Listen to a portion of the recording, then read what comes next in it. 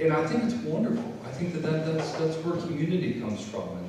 And I preach stewardship a lot. This is my 11th church that I've preached in since Labor Day. And I was thinking last week, I was in a big church, a downtown high steeple church in the county seat. Twice as many people, much larger building, and I think I was the youngest person there. And so I think about a church like this that is growing and vibrant and ridiculously loud before the service starts. And I thought, this is the church, and this is the reason for optimism. A great young pastor and a growing congregation, and folks who don't just come because they need to go someplace on Sunday, but because they really feel that sense of community and they hear the word.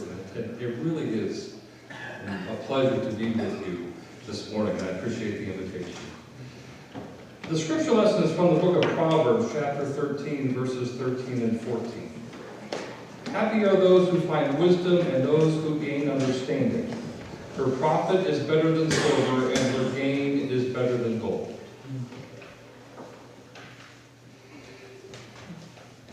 The reason I love stewardship season in the church is not just because I don't have to go to my own church, which is kind of fun, but because it's my favorite time of the year, honestly. Now, most people say that their favorite time of the church is Advent and Christmas Eve, or Lent and Easter, or maybe Maundy Thursday, which some view as the holiest day of the church year. I love stewardship season because this is the time of year that we decide what kind of church we're going to be. This is the time of the year when we think about what we'll be giving for next year, when we really think about the future of our church. And is this a church that's going to work out of abundance or operate out of scarcity? Is this a church that when a need in the community arises, and then people turn to the church and say, can you help? The stewardship time is when we decide, yeah, we can help, or no, we can't. Yes, we have those resources, or no, we don't. I think it's a pivotal time in the church. And that's why I love stewardship season. So it's a fun time for me, but making a voluntary commitment of money is tough to do, isn't it? We start with the stuff, when we go through the budget, we start with the stuff we have to pay, right? We have to pay the mortgage or the rent, and we have to pay the debt, and we have to pay the utilities, and it's kind of nice that we can go to the grocery store, and all those have to's, and then we get to the want-tos, the stuff that we want to buy, the expenses we want to have once the must-tos are gone, and that's where church giving comes from, and I think that's a challenge for so many of us. And that's why I chose today's scripture out of Proverbs. Happy are those who find wisdom and those who gain understanding. Her profit is better than silver, and her gain is better than gold. Perhaps wisdom around money, the ability to save and prioritize and simply not spend what you make, is the most pressing challenge for our society. The odds are stacked against us. Some experts estimate that we see 5,000 ads and brand images every day. 5,000. Some of you get that in your spam folder each and every day. We get 5,000 of those. And not once have I ever seen an ad for understanding. Never. But I agree with the author, and he wrote that it's through understanding that we really find happiness. And part of what we need to understand is that ongoing desire for more. We need more cars, more money, more stuff, a larger storage unit to store the stuff that we can't jam into the house that we have more of than we really need. And I come to you as a fellow sinner on this. I will confess to you that my wife's parents had twice as many kids in a house that was half as big as ours. And we still don't have any room in our house. Can I get an amen on that? A couple of weeks ago, as I was working on my sermon, I was out to lunch with a friend, and he was talking about that they now have a child in college, and they're really working on the finances. And he said, I don't get how my parents did it. He said, my dad had a decent job. He certainly wasn't a millionaire. Mom never worked outside the home. My parents had one income. But we had enough. And I can't imagine if my wife didn't work outside the home, how we could make this work. Now, again, I've been working on the sermon, so I was kind of in that frame of mind, and I said to him, So what do you think your parents spent on high-speed internet 30 years ago when you were a kid? What do you think their cell phone bill was?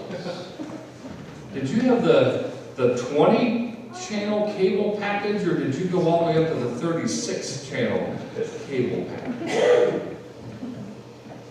All those expenses that we never even had 3 decades ago are now things that we need. If you don't believe that cell phones are a need, just talk to any teenager, they'll tell you.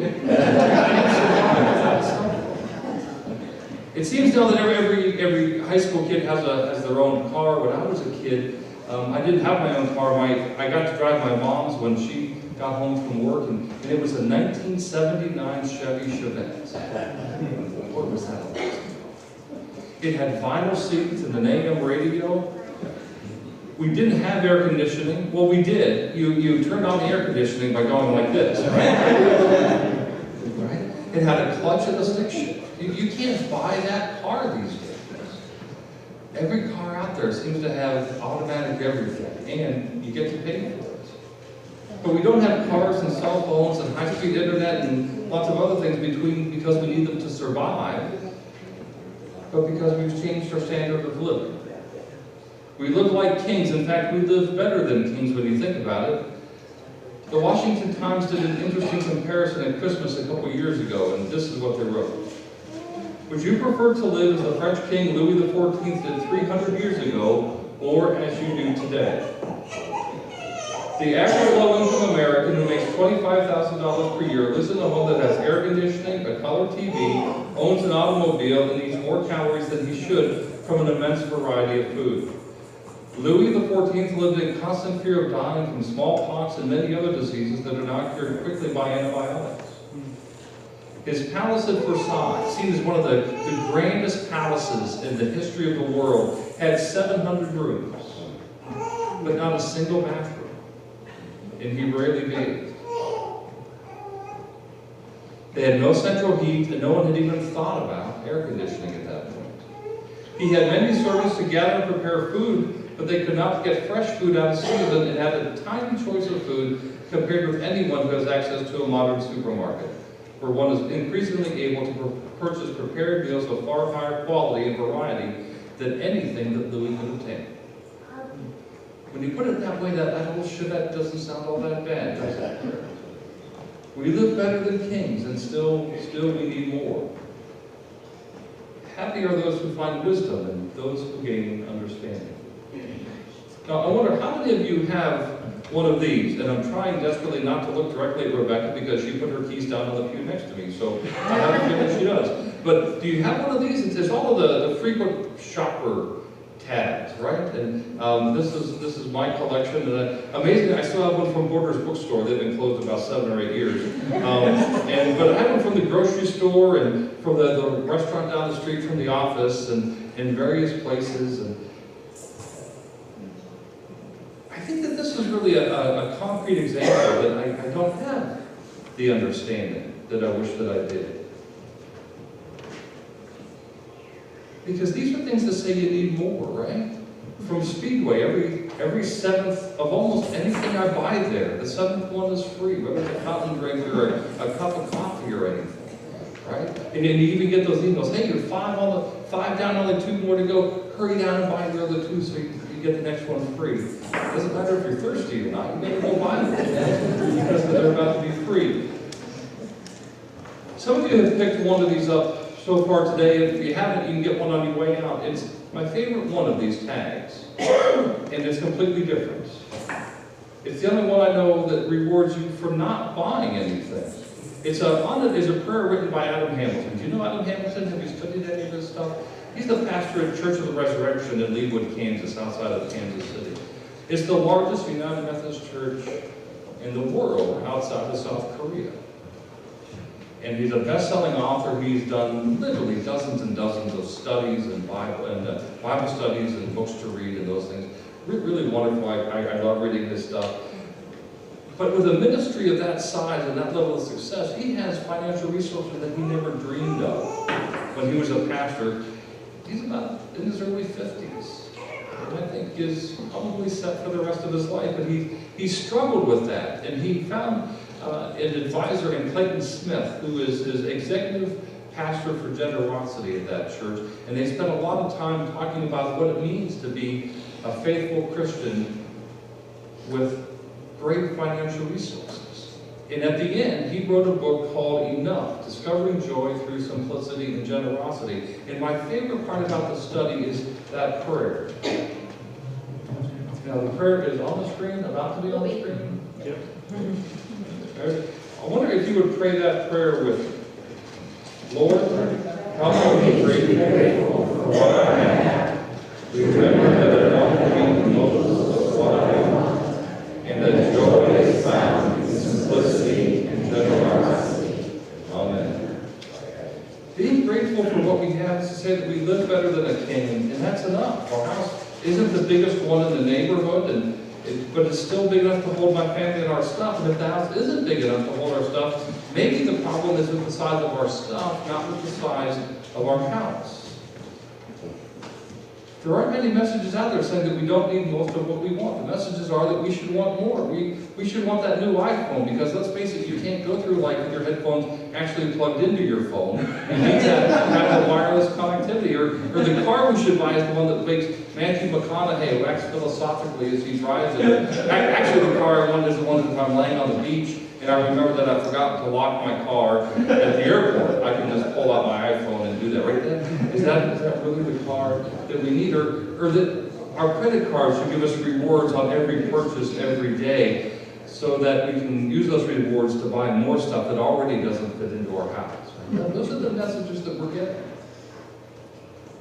The final piece of the prayer is to find joy in simplicity and generosity.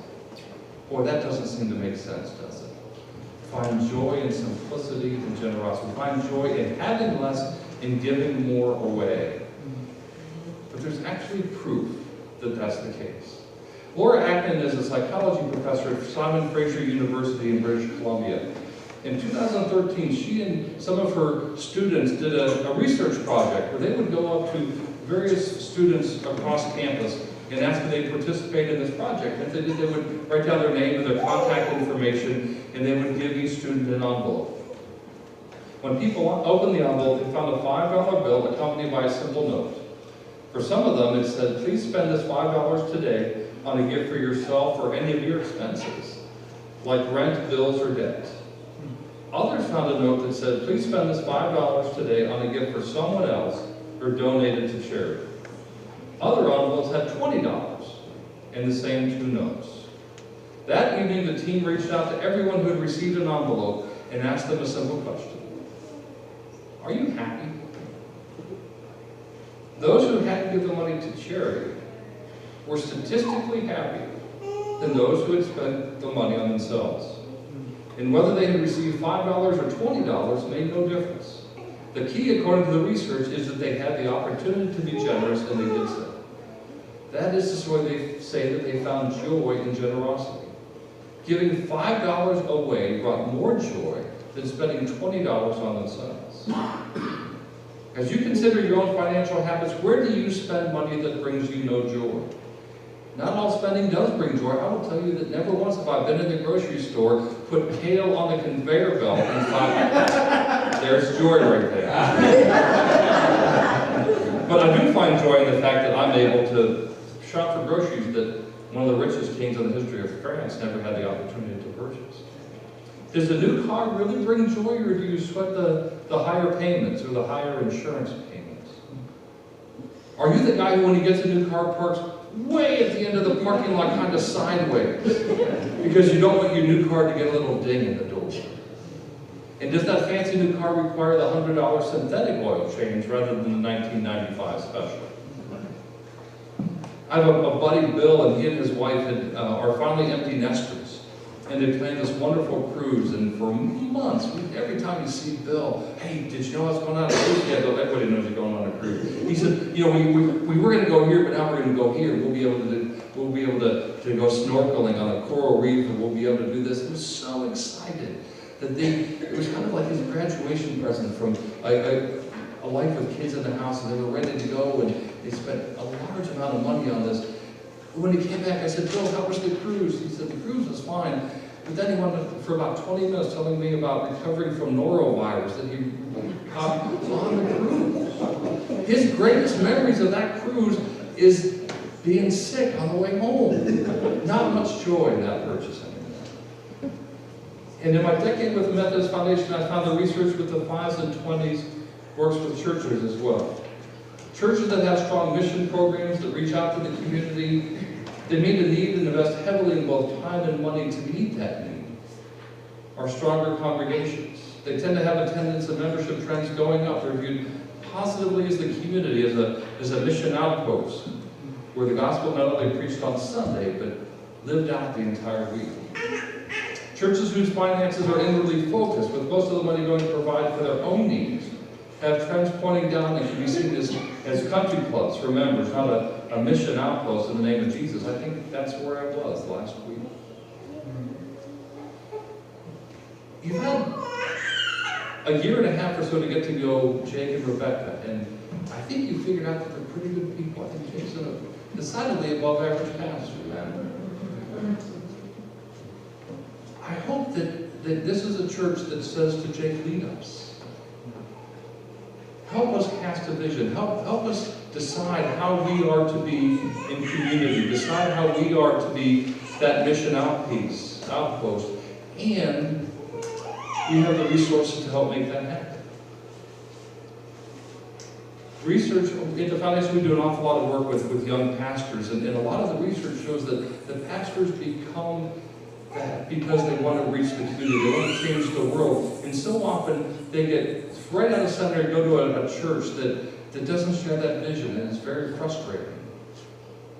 And some of those pastors are no longer pastors because of that frustration.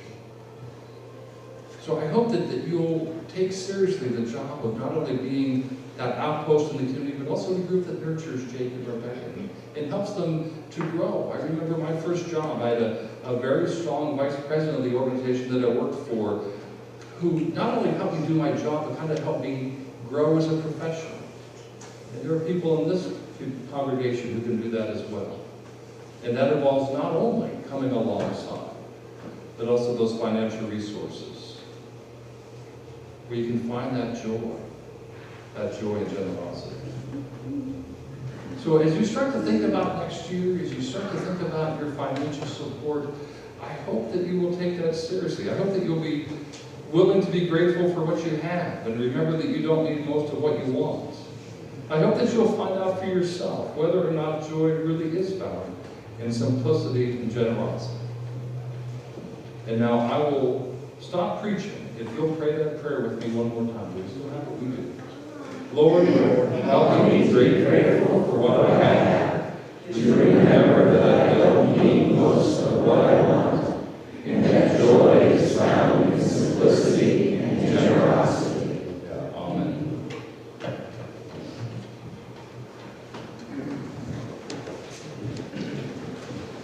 If you would please stand and sing our closing hymn, We Give Thee But Thine Own.